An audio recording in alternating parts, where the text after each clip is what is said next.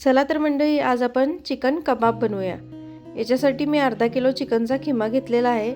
त्याच्यामध्ये 1 tablespoon garam masala powder, 1/4 teaspoon white pepper powder, half teaspoon kitchen king masala, 1 teaspoon red chilli powder, chilli flakes 1 teaspoon, धना powder 1.5 teaspoon, त्यानंतर थोडंसं half teaspoon oregano, हे सगळे powder मसाले mix करून घ्यायचे। 2.5 टेबलस्पून आलं लसूण पेस्ट, 1 टेबलस्पून बारीक चिरून कोथिंबीर आणि 3 हिरव्या मिरच्या बारीक चिरून, त्यानंतर हाफ कप ब्रेड क्रम घेतलेला आहे मी। हे सर्व मिक्स करून आपल्याला घ्यायचं आहे। थोडंसं मी मिक्सरमध्ये फिरवून घेतलेलं आहे। कबाब करायला तुम्हाला इझी जातं त्याच्यामुळे।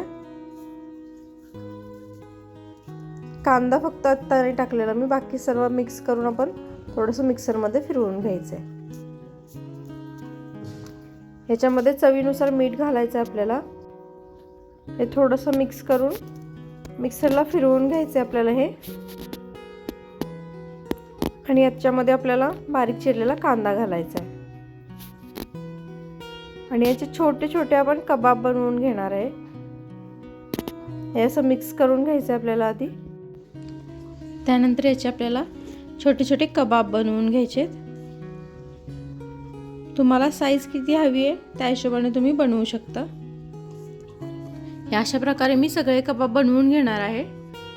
आणि ब्रेड क्रम जो असतो आपला रेडीमेड ब्रेड क्रम यूज केलेला आहे, तर त्याच्यामध्ये थोडंसं डीप करून हलका हलका मी ह्याला शॅलो फ्राय करून घेणार। तुम्ही डीप फ्राय सुद्धा करू शकता।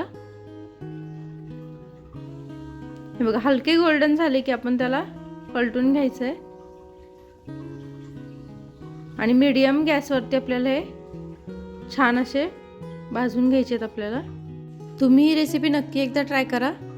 खूप टेस्टी बनतात आणि झटपट पण होतात। अशा पद्धतीने मी सगळे कबाब शॅलो फ्राय करून घेतलेले आहेत।